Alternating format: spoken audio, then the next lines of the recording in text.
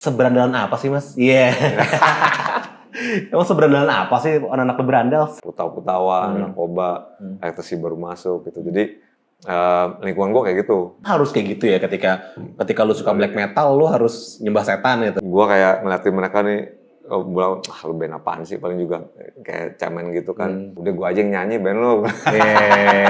Cuma yang paling bikin gue kaget dan gue amazed dan kayak oke, ini ball game-nya udah beda nih. Itu Upstairs. Halo teman-teman, welcome back to Studio Kecil Podcast bersama gue Diku. Dan kali ini gue kedatangan tamu spesial banget. Ini jujur nih gue nggak ngada-ngada ya. Ini idola gue dari gue SD. SD cuy. SD kelas 6 sih sebenarnya, SD kelas 6 sampai gue SMP lah, gue udah tahu gitu. Dan kita kedatangan ada Eka Anas from The Brandals and Ziggy Zaga. Apa kabar? Mas, kita harus kayak basa-basi kita, apa kabar Mas, apa kabar? Kan udah ngobrol juga ya? Iya, kabarnya baik sih. Dan Mas Eka ini baru banget punya anak. Betul sekali. Anak ke-5, Mas? Dari pertanyaan sebelumnya, baru satu gila lo. Satu? Iya, yang perdana. Dengar-dengar lu awalnya nggak berencana punya anak? Wah, kalau banyak sih pengen gue. Pengen. Tapi gue pikir gue tuh udah kadaluarsa gitu loh. Kayak, ini udah pernikahan kedua nih. Ya. Terus gue pikir gue udah lewat kali ya ini umur gue untuk punya anak. Jadi nggak ngarepin apa-apa gitu. Nggak taunya kejadian. Anak rezeki tuh. Rezeki. Jadi disangka-sangka. Sehat-sehat terus. Amin. Mas, tapi lu pengennya anak lu tuh mengingat lu sebagai kayak ayah yang baik atau ayah yang apa, atau kayak ayah gue rockstar. Wah, dalam banget pertanyaannya. Sebagai apa ya? Kayaknya gue nanti kalau pas begitu dia gede dan dia punya kesadaran bapak gue tuh sebagai apa, gue udah ketuaan untuk jadi rockstar dah gitu. Mungkin. Ya. Rock-rockan gitu atau manggung gitu-gitu deh. Jadi sebagai bapak yang baik aja lah ya. Kalau mungkin bermusik masih kali musisi gitu kan. Itu sih apa ya? Jadi bapak yang bener aja lah pokoknya mah. Yang ngajarin agama udah pasti. Amin. Iya gitu. Nah ini yang unik nih Mas Eka nih, walaupun dia rockstar, lo kalau nonton aksi panggungnya gila-gilaan. Ternyata nih rajin sholat. Kenapa Mas? Gue kalau jadi lu sih gue nggak mau. Kalau gue jadi lu tuh nggak. Maksudnya rockstar kan identik dengan kayak, gue nggak tahu sih lu di zaman dulu gimana, gue kan belum kenal sama lu gitu. Tapi sebenarnya lu pernah nggak sih Mas, kayak ibaratnya menjalani kehidupan rockstar banget yang alkohol, drugs, seks, dan lain-lain lah gitu-gitu. Iya pasti pernah melalui lah kayak gitu ya. Apalagi kalau anak Jakarta gede di era dekade 80-90-an tuh. Menurut gua nggak bisa escape sih lo dari lingkungan lo, sekeliling lo kayak gitu ya. Dekade 90-an tuh dekadenya hampir satu dekade berlangsung dari awal 90-an sampai akhirnya ada pandemi endemik juga, which is putaw-putawan, narkoba, ekstasi baru masuk gitu. Jadi lingkungan gue kayak gitu. Ya kayak gue bilang tadi, anak kota urban di Jakarta itu nggak bisa escape sih dari situ gitu. Plus juga gue dididiknya sama om gue yang di Bandung terutama ya, penyuka musik rock itu ya, sama mereka itu diajarin kalau ini The Rolling Stones, The Beatles, dilihatin posternya kayak gitu-gitu kan.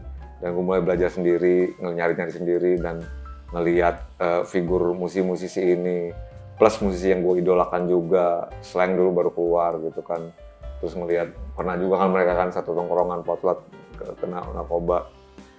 Yang terpatri itu kayak gitu, kayaknya musiknya begini nih ya kalau musik rock kayak gitu kan, ya kebawa lah gitu. Walaupun consciously bertentangan sama agama dan moral gitu kan mesti ya.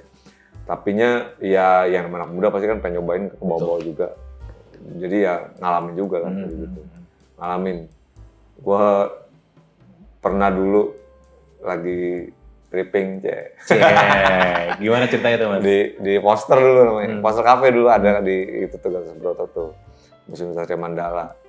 Terus penggerbekan jam 3 malam, lampunya pada nyala kan. Selama malam kami dari kepolisian Mampang. Anjir, terus. Cuma dulu kan tahun 90-an nggak ada tuh yang namanya ditangkap dulu gitu di sidang apa dijeblosin dulu. Ya dijeblosin juga gue ke Polsek. Cuma waktu itu cuma ditelepon ke orang tua, ini anak bapak ketangkap lagi gini gitu. Kagak ada tuh yang namanya mesti nyogok berapa juta segala macam, belum kayak gitu. Jadi ditelepon tuh gue di Polsek. Sini kamu jadi satu tuh dipanggilin gitu kan. Rumah berapa? Belum ada handphone dulu kan, cuma telepon doang. Telepon, bapak gue ngangkat gitu pagi-pagi. Selamat malam, Bapak Pandi katanya. Ini anaknya kita di Polsek Pak, ketahuan gimana Pak, mau dijemput apa gimana katanya. Terus gue matiin gitu, kenapa? Suruh sini sama bapak kamu katanya. Iya anjir. Bapak gue bilang, suruh nginep aja dulu, dia bilang gitu. Besok aja saya ngambilnya gitu, udah nginep gue di situ sampai pagi. Gitu. Oh shit, jadi pernah ditahan ya lo ya. Iya. Itu udah ngeband mas? Udah mau Waiting Room namanya. Band pertama lo tuh apa sih mas, tahun berapa? Ngeband pertama apa nih, ngeband secara profesional? Ibaratnya memulai kayak gue mau jadi anak band gitu. Gue mau ngeband sama teman gue gitu. Ngeband pertama ya SMA lah. SMA iya. Itu bawain lagu-lagu.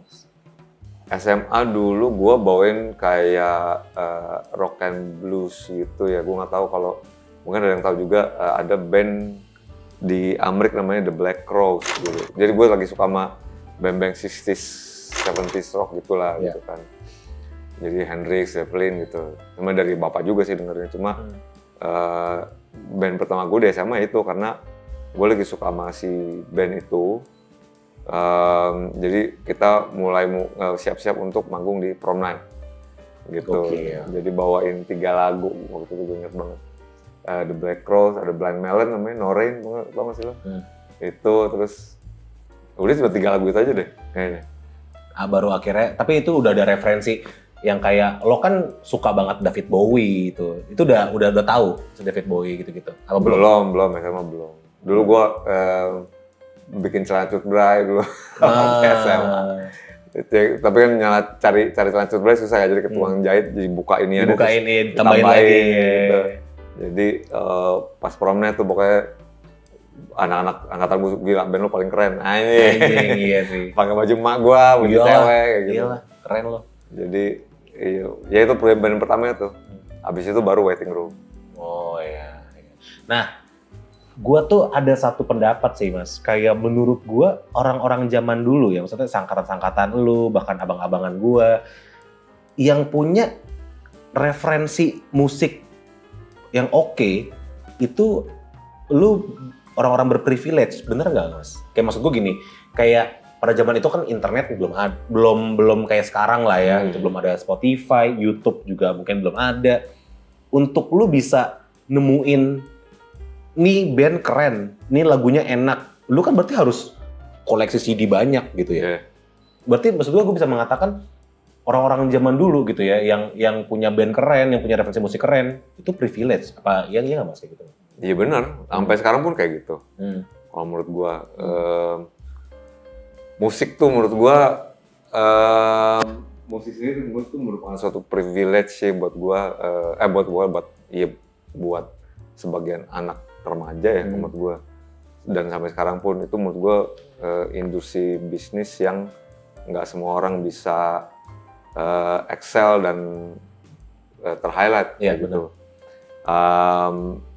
Kalau kita ngambil ke generasi dulu yang lalu lah ya, dari dekade 60-an 70-an gitu, itu bahkan yang lo lihat pun musisi-musisi yang jadi influential sampai sekarang dan punya pengaruh dan jadi nama legendaris, semuanya orang kaya.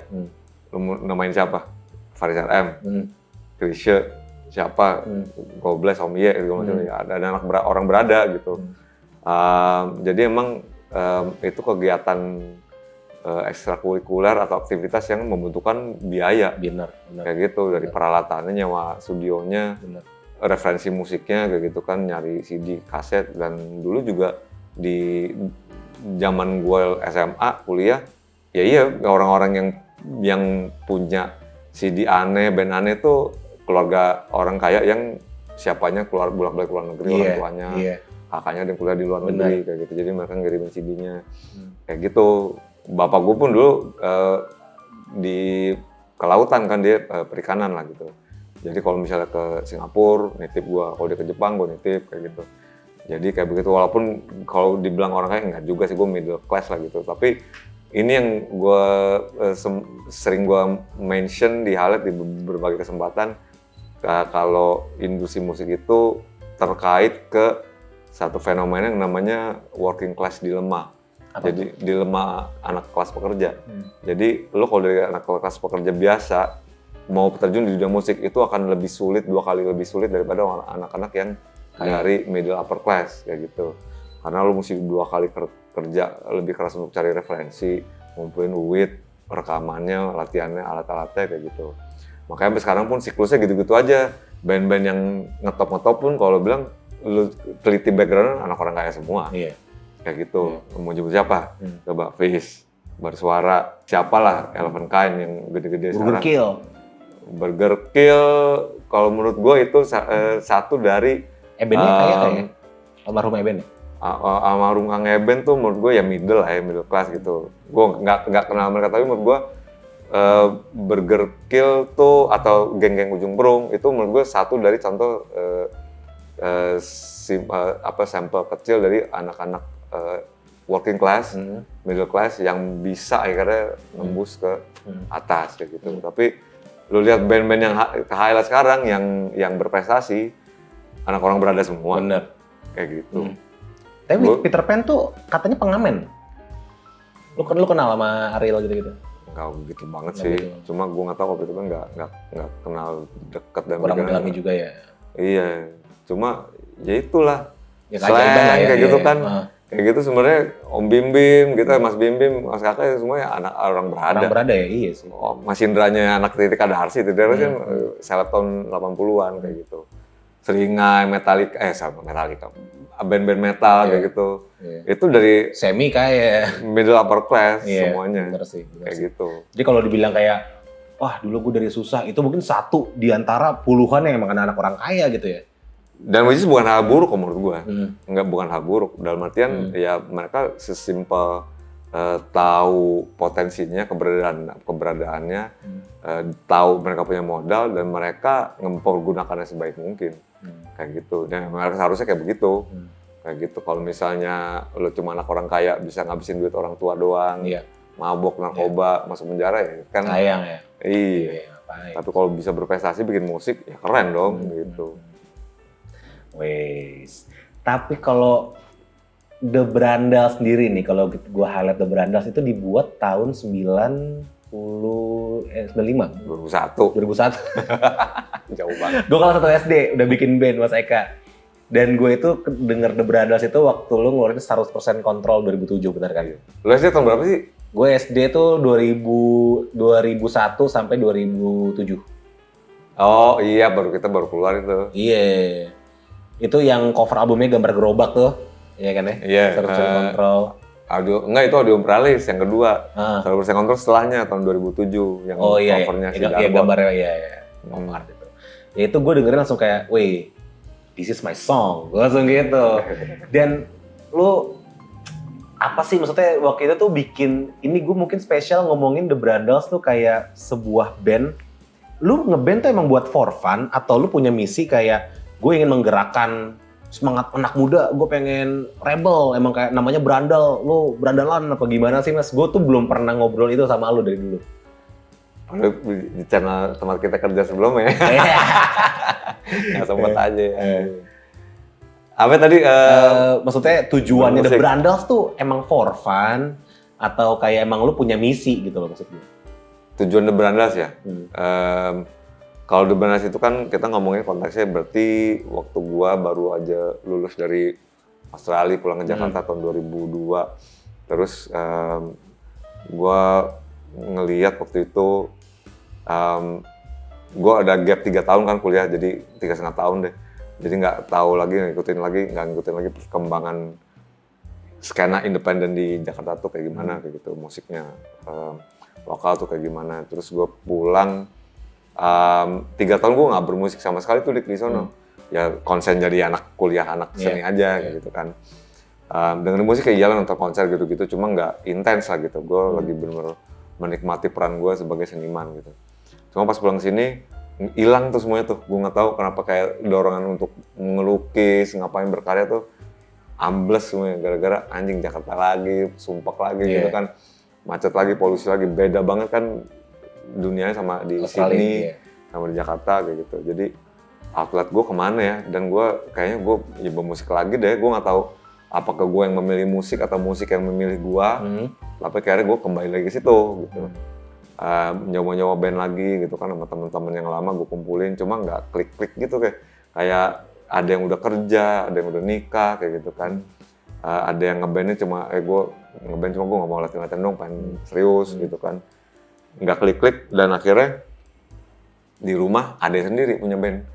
Si Ruli almarhum sama temen-temennya bulak-balik kan waktu itu, mereka lagi gila-gila sama The Strokes waktu itu. The Strokes sama The White Stripes kan baru keluar tuh mereka.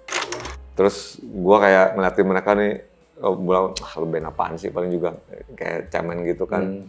Tiba-tiba suatu malam dia bawa CD-nya, lo dengerin nih, gua bisa rekaman dia bilang gitu. Gue dengerin di rumah kan, anjing keren gue. Ternyata bagus gue gitu kan. Cuma gue sok kuliah, oke juga nih kayaknya. Cuma gue bilang anjing keren banget nih band. Gue bilang kan sama temen-temennya, The Motive namanya. The Motive. Terus di era yang sama gue juga diajak sama temen-temen gue untuk ke IKJ. Nonton di situ. IKJ kan sering acara kampus kan. Ada yang namanya bakar-bakaran waktu itu. Diajak lah gue ke situ.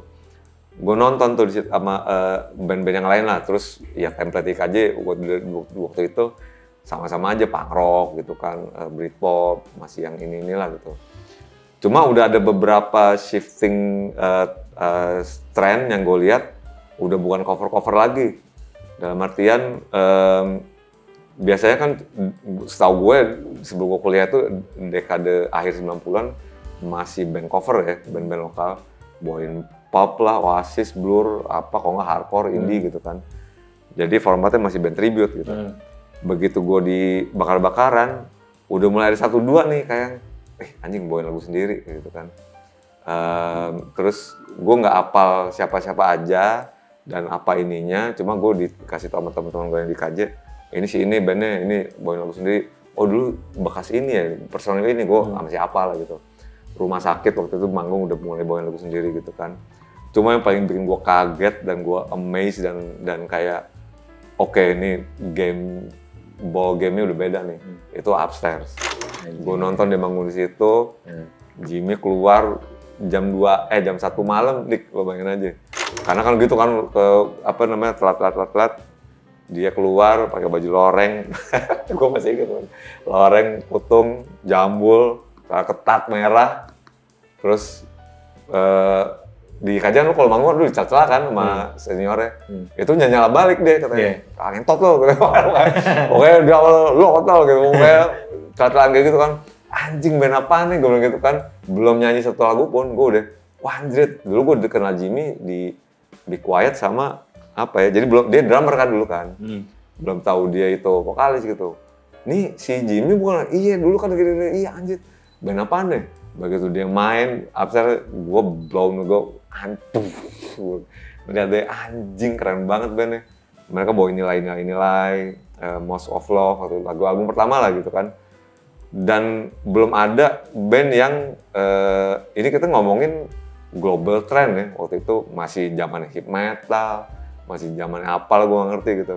Dia udah disco punk, kayak gitu. Dia udah punk-funk kayak gitu, Joy Division ketemu sama Iggy Pop, ketemu sama Flock of Seagulls kayak gitu kan.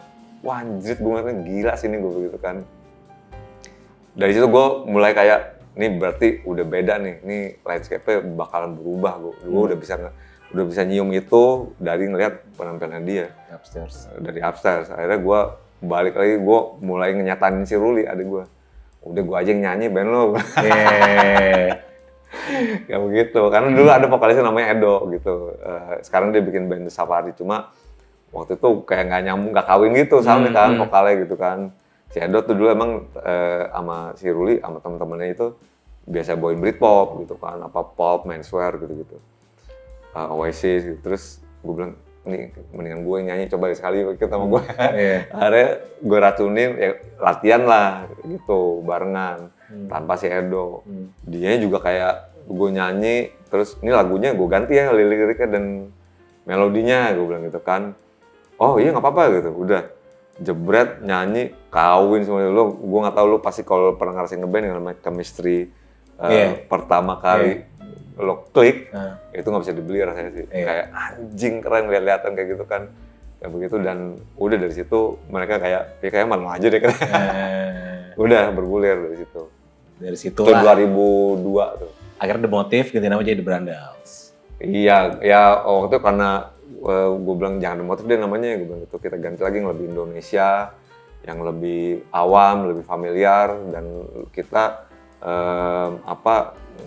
harus nama band tuh penting banget menurut gue untuk nge-represent DNL lo gitu. Apa dongnya gini-gini, terus gue bilang yang rese aja, gue bilang namanya kedengarannya kayak langsung nempel gitu, berandal saja. Kita juga waktu itu gue sama tuh anak-anak lagi suka nonton film Indonesia 70-an kayak siapa tuh Robby Sugara, Roy Marten gitu, aduh, Ali Topan. Gitu. Kayak gitu-gitu lagi nyari-nyari, kan dulu suka nyari DVD. DVD VCD 70-an tuh udah mulai tersedia tuh. Gue lagi suka nonton itu, Duok Ribo, Dono, Warkop, beli-beliin tuh buat nonton aja gitu. Pakailah nama itu The Brandals. E-nya dihilangin. E-nya? E-nya dihilangin. Gitu. Harusnya berandal jadi Brandals itu. Emang lu seberandalan apa sih, Mas? Iya. Emang seberandalan apa sih anak-anak The Brandals? Agak lah, enggak. Itu ini pertanyaan yang sering ini waktu kita pertama muncul. Cuma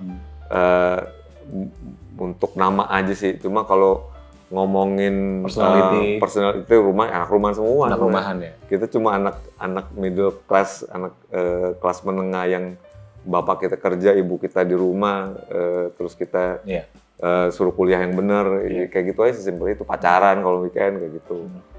Tapi di dalam misi ngebawa band ini, itu beda. Gue bilang kita mesti ada statement. Gue gitu sama mereka. Itulah.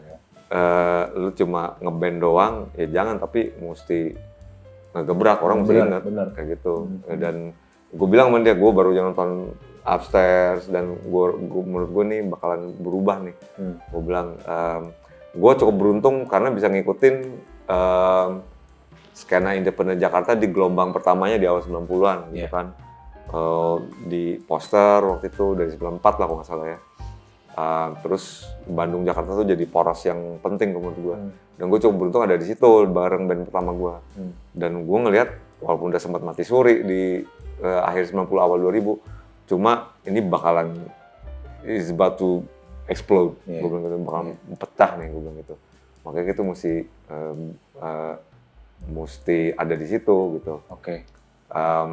Waktu itu juga gue ngeliat kayak di TV di mana banyak band rock kayak gue, terus gue nonton di mana gitu manggung kayak berusaha memuja-muja meraih simpati penonton, sopan gitu. Band rock kayak begini sih. Gue lahir dari generasi ngelihat slang kakak sama si Bongki dibopong, udah saking maboknya di atas ke panggung gitu kan nggak ada lagi band kayak gitu dulu kan kayak gitu. Terus ngelihat kayak God Bless yang emang gue band rock, band bukannya seksis ya, itu maksud gue ini kita musik laki gitu kan, buat semua orang sih, tapi kelihatan ininya lah apa namanya attitude-nya gitu, bukan maco ya, cuma attitude-nya itu kerasa gitu. Gue lagi dari generasi itu dan mulai hilang aja, terus akhirnya kita bisa nge-emulasi karakter baru lagi lah, dan yang lebih modern, lebih muda, dan lebih berani gitu. Wah, itulah asalnya dan misinya The Brandals. Nah, tadi gue pengen nyambung dikit tuh yang lu bilang soal The Brandals tuh emang selain emang lu punya bawa misi, namanya The Brandals, dan tapi di balik itu ya masih anak-anak rumah aja gitu kan maksudnya. Nah, menurut lu gimana Mas? Kan ada beberapa kayak orang misalnya, wah lu dengerinnya Rage Against the Machine, tapi kok lu nggak ikut demo lu misalnya gitu. Misalnya maksudnya kayak kan ada tuh yang kayak gaya lu metal tapi lu masih dengerin Wali, jadi kayak mungkin sebutannya apa? Kontradiktif lah dengan kayak The Brandas doang tapi ternyata anaknya baik-baik gitu misalnya ceritanya. Itu pendapat lu gimana sih Mas? Emang harus kayak gitu ya ketika lu suka black metal lu harus nyembah setan gitu? Ya nggak juga lah. Enggak sih, enggak kayak gitu kok. Ya pada gimana ya? Kalau menurut gua di era sekarang, apalagi udah satu dekade belakangan ini, itu pendengar musik juga udah lebih pintar kok. Udah pada teredukasi, udah pada advance. Jadi udah ngerti persona yang ditunjukkan sama si musisi ini itu apa, dan kehidupan nyatanya nggak necessarily harus kayak begitu juga. Kayak gitu. Akan keren sih kalau misalnya lo kayak begitu, Lemmy Kilmister, Motorhead gitu kan. Atas panggung, bawah panggung sama aja bajingannya gitu kan. Itu total menurut gue. Tapi generasi kayak gitu tuh udah mulai hilang sih ya. Musisi juga menurut gua sekarang udah pada game up ininya, skill dan knowledge-nya, jadi mereka tahu ya gua nggak harus necessarily musik gua hancur juga kok kayak gitu. Jadi gua sih nggak ambil pusing ya kalau dinilai apa gimana. Gua bikin musik juga bukan untuk dinilai kayak gitu kok. Dan hidup gua tuh apa yang terjadi dalam kehidupan nyata gua ya bukan urusan juga kayak gitu kalau singkatnya ya. Jadi bisa dipisahin aja sih itu asal apa ya, untuk pendengarnya, untuk si musisi juga jangan sampai lo kebegoan menurut gue. Benar. Sampai nggak bisa ngebedain mana gimmick personal lo sama kehidupan nyata lo gitu. Iya. Itu kan dari sisi musisi nih. Kalau dari sisi pendengar, gue tuh dulu gue masuk dari skena yang metal lah gitu. Gue tuh waktu itu mulai awal ngeband tuh SMP. Apa nama band lu? Cie anjir. Band Tahu gue The Blackberry Curse. Blackberry Curse. Ada Blackberry Curse, jadi ada Blackberry-nya. Asalnya tuh gara-gara temen temen gue HP-nya BB. Suka nyimpen bokep, HP itu sering jatuh, masuk got, udah nama bandnya Blackberry Curse aja. Namanya lucu, cuman iya sempet dengerin ya, bandnya deathcore, death metal abis. Nah, lu nggak cerita kita ketemu di mana lu? Apa? Kita pertama ketemu di mana? Gak penting juga sebenarnya. Gak perlu ya. Ntar gue yang kenal lagi. Gila lo Mas. Nah, tadi tuh gue mau cerita maksudnya skena metal tuh entah kenapa yang gue temui dari gue SMP bahkan sampai sekarang, beberapa mungkin ya, gue nggak nyebut semuanya, itu nyebutnya metalnya tuh elitis gitu, elit lah ibaratnya. Anak metal nggak boleh dengerin Pee Wee Gaskin, nggak boleh dengerin Wali gitu, nggak boleh dengerin Killing Me Inside misalnya gitu. Anak metal masa dengerin lagu Coldplay gitu loh. Nah, dan itu sekarang juga sudah mulai terjadi ke ada yang mungkin kalau bahasa anak Jaksel tuh snobbish gitu loh, kayak ibaratnya gue dengerin lagu ini, kalau dengerin juga gue nggak mau dengerin lagi gitu. Jadi kayak ada ribet gitu menurut gue. Anjing, lu harus dengerin lagu konsisten gitu. Misalnya lu suka Blackpink, udah lu nggak boleh denger yang lain gitu, lu dengerin Blackpink doang gitu. Pendapat lu gimana sih masalah itu, Mas? Apa ya? Tapi lu kayak gitu nggak? Pernah kayak gitu nggak? Oh pernah, melalui fase judgmental gitu ya. Kayak apa yang gue dengerin tuh Terus rock gitu. Ya fase elitis ya. Iya, kayak apa yang gue dengerin tuh udah advance dan lo baru segini dan lo nggak worthy untuk jadi temen gue kayak gitu. Anjir. Ada ya, gitu. Ada ya. Cuma pada akhirnya sih kalau menurut gue nggak ada yang, siapa sih yang bisa ngelarang kayak gitu, Dik? Maksud gue emang ada peraturannya kayak gitu kan? Kan nggak juga ya kayak gitu. Gue bilang itu orang-orang kepo aja sih, yang kayak orang-orang yang repot ya, nggak ada kerjaan menurut gue. Dan nggak tau, gue nggak pernah ini sih gini. Gue pecinta musik, semuanya gue dengerin juga kayak gitu. Semua genre gue dengerin gitu. Cuma buat gue ada personal preferences juga yang simply ya bukan buat gua Benar. kayak gitu. Dan gua nggak perlu masakin itu ke orang gitu aja sih sekarang ke gua. Oke. Kayak gitu. Iya. Dan misalnya ada orang yang suka A tapi juga suka B juga yang berseberangan, ya so what, kenapa juga ya, udah nggak apa-apa gitu.